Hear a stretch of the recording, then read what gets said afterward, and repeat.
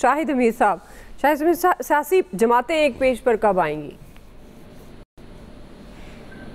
जी देखिए, पहली बात तो ये है कि जो आमिर साहब ने बात की और फैसल साहब ने बात की, अगर नेशनल एक्शन प्लान जो कि 21 नुकाती था उस पर अमल दरामद हो जाता पूरी तरह तो शायद ही ऐसी सूरत पैदा होती कि एक नया कानून बनाना पड़ता। दूसरी बात इसमें यह है कि कानून कोई भी अच्छा या बुरा नहीं होता। आप नैब के कानून को देख लें, उन्हें जब सियासी मकासद के लिए इस्तेमाल किया गया तो फिर ज़ाहिर है कि एक तनकीद का सिलसिला शुरू हुआ और उससे एक मसाइल पैदा होने शुरू हुए। इस कानून को भी अगर आप देखिए, अमेरिका ने कहा नहीं कहा ये एक अलग बात है, लेकिन जाहिर है कि ये हमारी ज़रूरत तो है, क्योंकि जो ये तंजीमें कर रही थी क्या वो पाकिस्तान के मफाद में था या जो कुछ यहाँ खैबर पख्तूनख्वा के जनूबी अजला में हो रहा है, बाजोड़ में हो रहा है, वज़ीरिस्तान में हो रहा है, तो क्या वो पाकिस्तान के मफाद में? ज़ाहिर है कि यहाँ पर मुश्किलात हैं, मसाइल हैं और उन मसाइल को ख़त्म करने के लिए सख्त किस्म के जो कवानीन हैं उनका वो बनाने भी पड़ते हैं, उनका निफाज भी करना पड़ता है। लेकिन असल बात यह है कि अब ये जो कानून बना है जो आज कौमी असम्बली ने पास किया है, इसका निफाज कैसे होगा और क्या उसका कोई गलत इस्तेमाल तो नहीं होगा, क्या उसका सियासी मकासद के लिए तो इस्तेमाल नहीं होगा? चेक बनाया जा सकता है, उसके लिए पार्लियामान की सतह पर कमेटी बनाई जा सकती है, जो भी एक तरीक़ेकार बनाया जा सकते हैं, लेकिन कवानीन तो बहुत के सख्त कवानीन की ज़रूरत तो है।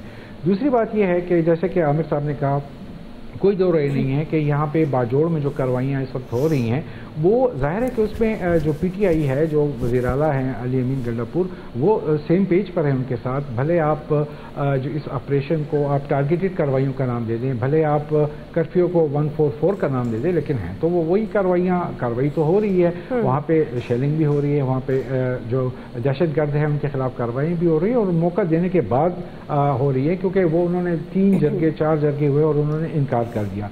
एक और बात बड़ी अहम है और वो ये है कि दहशतगर्दी के हवाले से हमें जो असल मसला है वो अफगानिस्तान की जानिब से पेश आता है और खैबर पख्तूनख्वा की हुकूमत मुसलसल ये बात कर रही है कि वो जरगा लेके जाना चाहते हैं अफगान हुकूमत के पास, ताकि वो अपने जो कल्चर है, हमारा जो एक माहौल है जरगे का, उसके अंदर रहते हुए मामला को हल करें। तो मेरे ख्याल में फेडरल गवर्नमेंट को एक मौका दे देना चाहिए, एक चांस देना चाहिए, ताकि अगर इस तरीके से मसाइल को हल किया जा सके तो कोई हर्ष तो नहीं है। मेरे ख्याल में इसमें एक मौका देना चाहिए फेडरल गवर्नमेंट को। ठीक है जी, ठीक है, आपको पॉइंट आ गया। एक ब्रेक ले लेते हैं नाज़रीन, क्विकली ब्रेक से वापस आएंगे इसी सवाल पे कि दहशतगर्दी के तदारुक के लिए हमारे सियासतदान कब पेज पर आएंगे।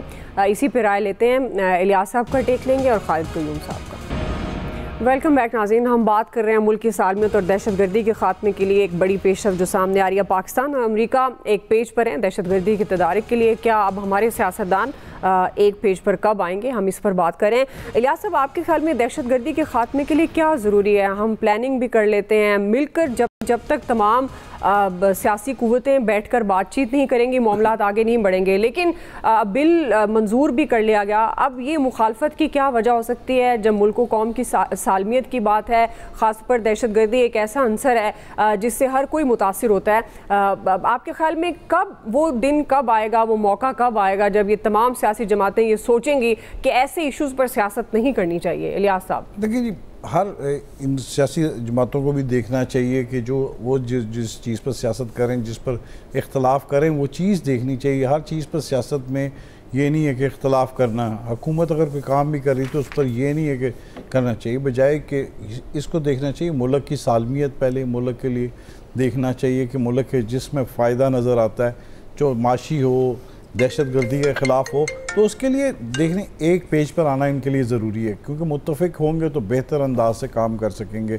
अब ये देख रहे हैं, अब ये जो कानून बनाया गया है कि किसी के लिए, तो उसके लिए ज़ाहिर तरमीम की गई है, तो ज़ाहिर मुफाद के लिए की गई है, तो इसको ये देख रहे हैं दूसरे पहलू से देखते हैं, उनको अपना फ़िक्र पड़ जाता है कि जी हमें ना करें ऐसा नहीं। इस वक्त देखें ज़रूरत है, इस वक्त मुल्क में ज़रूरत है एक ऐसे इक़दाम करने के लिए कि जो दहशतगर्दी हो रही है उनको रोकथाम करने के लिए ये ऐसे स्टेप्स, बोल्ड स्टेप्स लेने पड़ेंगे, क्योंकि ऑपरेशन स्टार्ट हो गए, दहशतगर्द बाज ही नहीं आ रहे, वो किसी मुसल्लह फ़ौज पर मुसलसल हमले कर रहे हैं। आप देख लें, पाकिस्तान की एक बड़ी फतह है कि उन्होंने जो तंजीमें थी जहाँ भारत फंडिंग कर रहा था, उन कदम तंजीमों पर पाबंदी लगवाई है आलमी सतह पर, तो ज़ाहिर है एक बड़ा फ़ायदा है भारत को, इसकी मुंह की खानी पड़ी। भारत की देख लें हर जगह इतनी है कि उन तंजीमों के साथ मिल के पाकिस्तान में दहशतगर्दी करने की कोशिश और बड़ी हद तक है, क्योंकि उसको देखा उसने कि ये प्रॉक्सी वार इस तरह करके, तो वो इसका भरपूर तरीके से फ़ायदा उठाए और फ़ायदा उठाने के लिए देखें, आप देखिए कि हर मौके पर हर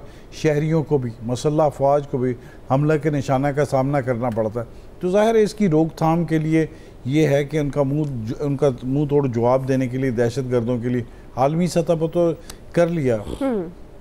फील्ड मार्शल साहब गए, उन्होंने जाके उस पर सारा किया, जो भी एक बड़ी फ़ायदा खारजा पॉलिसी गवर्नमेंट की, उससे एक फ़ायदा तो ये हुआ कि सब लोगों को पता चला कि भारत की जानिब से दहशत गर्दी की, तो अब दुनिया के सामने क्लियर हो गया कि भारत दहशत गर्दी करा रहा है, फंडिंग वगैरह कर रहा है, और जिस तरह पाकिस्तान को उसने अपनी दहशत गर्दी का निशाना बनाया हुआ है, तो उसकी रोकथाम के लिए ज़रूरी है बिल्कुल।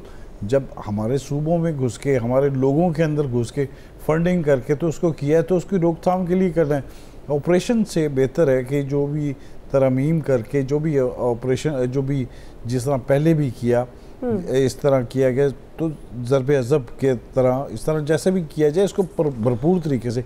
लेकिन इसमें अपोजिशन को ये नहीं देखना तनकीद बराए तनकीद, इस तरह या इस्लाह कोई हो रही है उस पर तनकीद करना शुरू कर देते हैं। इसको देखना है, ऑपरेशन इस वक्त ज़रूरत है कि मुल्क में अगर दहशत गर्दी के ख़िलाफ़ जंग लड़नी है तो इसमें देखने सबसे बड़ी कुर्बानी पाकिस्तान ने पहले दी और अब भी पाकिस्तान ही कुर्बानी दे रहा है। तो इसके लिए ये ज़रूरी है जो तरमीम की जा रही हैं उसको देखना चाहिए। अपोजिशन कुछ ठीक है बात करे, लेकिन इस तरह जो है कि इसकी रोकथाम ऑपरेशन करने में बिल्कुल उसके सामने आकर डट के खड़े।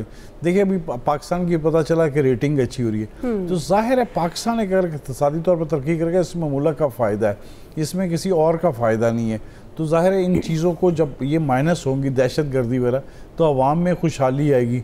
ये जो इस तरह की चीज़ें हैं, जब दहशत गर्दी की जो खबर सुनते हैं तो सरमायाकार पाकिस्तान में आने से एक दफ़ा डरेगा कि जी पाकिस्तान में, तो ज़ाहिर है इन चीज़ों को क्लीन करना। पाकिस्तान ने पहले भी कामयाबी हासिल की, दहशत गर्दी का ख़ात्मा किया, लेकिन भारत की जानिब से ना सिर्फ वो पाकिस्तान की सरहद को इस्तेमाल करता है बल्कि दूसरे बैरून ममालिक की सरहदों को भी इस्तेमाल करता है। तो ज़ाहिर है उसको इतनी बड़ी शिकस्त हुई है, तो शिकस्त का बदला लेने के लिए वो कुछ नहीं करता। अब तो उनके अपने मुल्क के लोग भी कह रहे हैं कि पाकिस्तान में जो दहशत गर्दी है वो भारत की तरफ से ही हो रही है।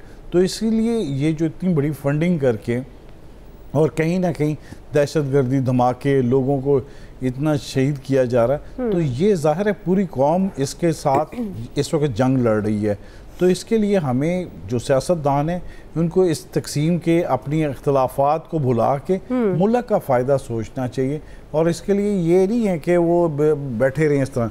चारों सूबों के लोगों को, सियासी जमातों को, रीजनल जो जमातें हैं उनको कौमी जमात बन के सोचना चाहिए कि मुल्क है तो वो सब हैं। तो इस तमाम चीज़ों को देखना चाहिए कि जबकि अच्छी चीज़ें, अच्छी खबरें आ रही हैं आलमी सतह पर पाकिस्तान के लिए, तो अब सबको भी मिल के करना चाहिए। तो ये इख्तलाफात भुलाने चाहिए, बजाय कि आपस में इख्तलाफ रखें, मुज़ाकरात करें, वो दूसरी टेबल पर करें, लेकिन मुल्की मामलात में इख्तलाफात इस तरह नहीं होने चाहिए, तनकीद नहीं करनी चाहिए। बिल्कुल ठीक है जी। नाज़रीन ब्रेक लेते हैं जी, ब्रेक से वापस आते हैं, यहीं से कंटिन्यू करेंगे।